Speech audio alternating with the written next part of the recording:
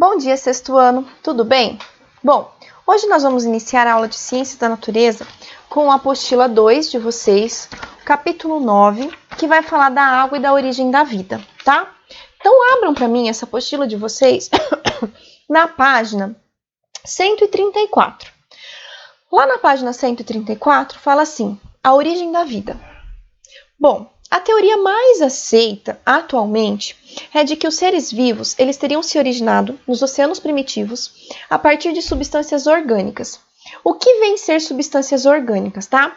Substâncias orgânicas são substâncias que são constituídas principalmente pelo átomo de carbono. Então, o átomo de carbono é o principal componente dessas substâncias orgânicas. As primeiras hipóteses que que falaram sobre a origem da vida foram apresentadas por Oparin e por Haldane, tá? O que eles disseram, tá? Eles propuseram que os compostos orgânicos presentes nos seres vivos teriam se originado a partir de reações entre substâncias bem simples que estariam presentes na atmosfera primitiva, uma atmosfera totalmente diferente dessa atmosfera que a gente conhece hoje, tá? E os quais foram se acumulando nos oceanos primitivos. Segundo essa hipótese, proposta por Oparin e por Haldane, as substâncias orgânicas teriam sido formadas a partir dos gases da atmosfera primitiva, cujos elementos teriam se combinado entre si a partir dos raios que na época tinha muita chuva, então tinha muitas descargas elétricas e também da forte radiação, porque não tinha camada de ozônio, então a radiação solar era muito intensa na formação no início da formação do planeta Terra, tá? Essas substâncias elas foram então carregadas pelas águas das chuvas e foram se acumulando nos oceanos primitivos. Esses oceanos primitivos, como tinha grande quantidade de substâncias dentro dele, ele foi chamado de sopa nutritiva. E nesses oceanos, essas substâncias orgânicas teriam se agregado e formado estruturas que na época eles chamaram de coacervatos, tá? Esses coacervatos, eles é o que a gente considera que são as primeiras formas de vida existentes no planeta Terra. Estruturas extremamente simples que se formaram dentro desses oceanos primitivos, com a reunião dos compostos presentes na atmosfera da época, reagindo com as descargas elétricas e com a radiação existente no planeta Terra, tá? Aí, eles propuseram isso, uma hipótese bastante plausível, só que eles não conseguiram provar isso. Aí veio um pesquisador bastante interessante, em 1953, Stanley Miller, ele fez o quê? Ele montou no laboratório um aparato experimental que conseguiu imitar as condições da atmosfera primitiva. Que bacana! Então ele conseguiu fazer uma simulação de como era a atmosfera na época da formação do planeta Terra. Aí, ele fez o quê? Ele pegou os gases atmosféricos da atmosfera primitiva, água no estado líquido, sob altas temperatura e pressão, e ainda fez o quê? Colocou um monte de descargas elétricas. Ao realizar esse experimento, olha que bacana, ele observou a formação de substâncias mais complexas do que os gases atmosféricos que estavam dentro do experimento dele, e aí ele viu que tinha formado substâncias como aminoácidos. E os aminoácidos, sabe o que eles formam? Eles formam as proteínas que constituem nós, seres vivos. Então, Stanley Miller, ele foi o primeiro a conseguir provar que o que Oparin e Haldane falaram, propuseram, tinha confirmação científica. Por quê? O experimento dele mostrou que a partir daqueles gases existentes na atmosfera primitiva, aquela alta temperatura, mais as descargas elétricas, mais a radiação, realmente formava moléculas orgânicas mais simples, que depois elas poderiam ter se organizado e dado origem aos seres mais complexos. E é assim que a gente tem a hipótese da origem da vida, a hipótese mais aceita, tá? Bom, a origem da vida, na verdade, ainda é uma questão a ser explicada porque nem tudo é comprovado cientificamente, nem tudo foi conseguido provar cientificamente. Mas um fato é certo, tá? Não existe vida se não existir água no estado líquido. Por quê? Porque a água é o meio no qual as reações ocorrem, tá? No caso, todas as reações metabólicas precisam dessa água no estado líquido, tá? No ar, isso não seria possível. Então, a gente precisa da água no estado líquido, tá bom? Abram para mim agora a apostila na página 136, aonde vai falar um pouquinho da água e das civilizações. Bom, o que a gente tem aqui nessa parte? A água no estado líquido, já falei para vocês que é o componente abiótico, porque não tem vida, né?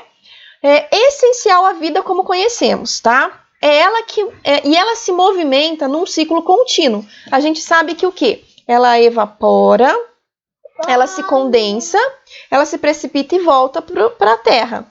Aí ela é um recurso natural que vai passar por todas as partes do planeta Terra e por dentro de todos os seres vivos. Olha que interessante, tá?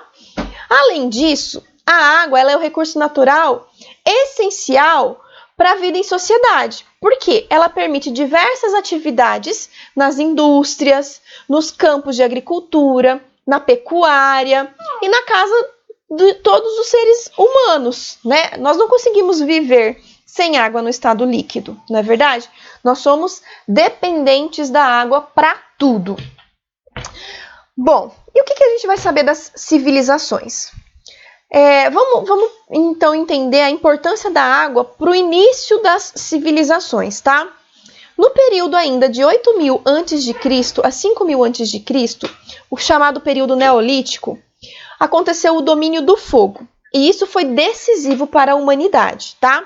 Nesse momento, houve então o início do processo de domesticação das plantas e dos animais. Aí, aquele povo que era nômade, que vivia da caça e da coleta de vegetais, eles conseguiram se fixar e começou a desenvolver a agricultura. Mas para ele desenvolver a agricultura, o que eles perceberam? Que eles precisavam da água. Então, eles começaram a observar o ciclo das chuvas. O chamado berço das primeiras civilizações humanas localiza-se em uma região denominada Crescente Fértil. O que é isso? Uma região grande, tá? Uma grande área que abrange desde o rio Nilo, no Egito, até a região dos rios Tigre e Eufrates, na chamada Mesopotâmia. Por que Crescente Fértil? Porque é uma região que tem terras bastante agricultáveis por conta das marés desse rio, e ela tem um formato de meia-lua quando a gente vai olhar no mapa, tá?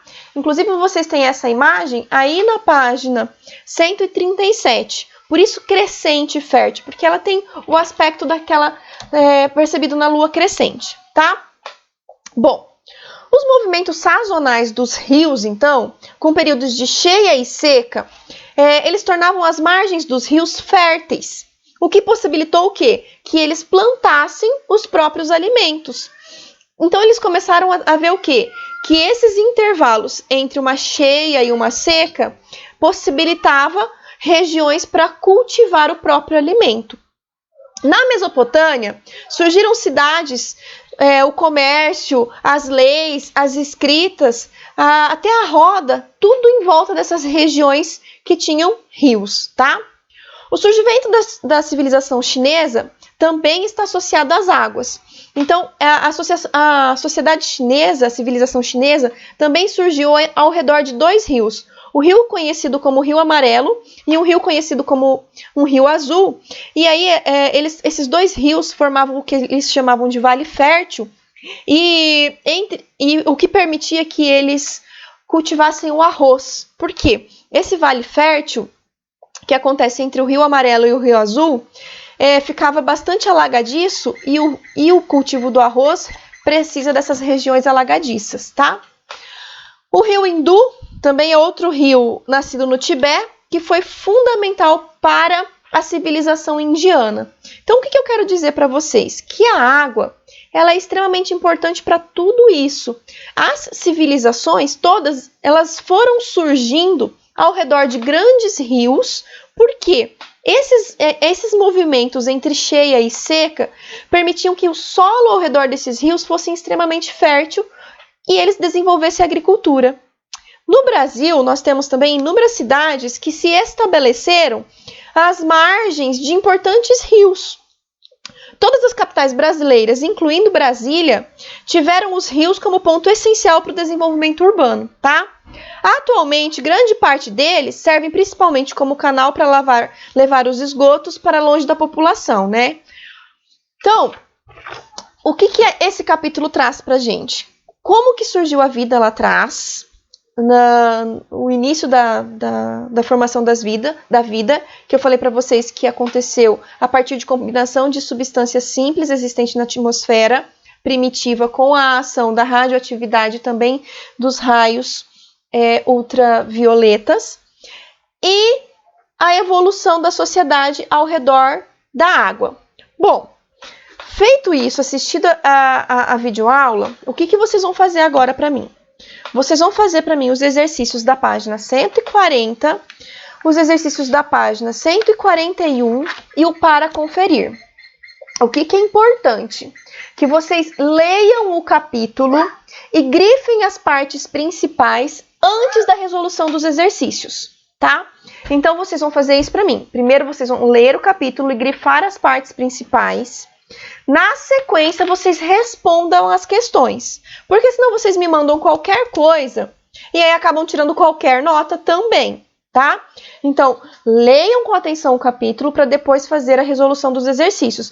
Quase todos os exercícios são de escrever, então não adianta escrever qualquer coisa porque eu estou corrigindo essas atividades. Combinado? Assim que vocês terminarem essas atividades, vocês tirem foto e me enviem no meu WhatsApp particular. Outra coisa, vou lembrar vocês novamente, na hora de tirar foto, coloca a apostila sobre a mesa, levanta, tira a foto por cima, focalizem a câmera do celular antes de tirar a foto e me envia. Ao me enviar, escrevam o nome de vocês, digitem o nome. Por quê? Vocês não têm foto, alguns não têm nome, então eu não sei de quem que é a resolução do exercício, fica difícil de eu saber para quem eu coloco a nota. Combinado? Então, isso é a aula de hoje. Eu vou esperar as resoluções das atividades de vocês até o finalzinho da aula. Quem não terminou de fazer nessa aula, tem até o final da tarde para também ver nessas atividades. Não esqueçam, porque quem esquece fica sem nota, tá bom? Beijo para vocês, sexto ano, saudades de vocês, tá bom?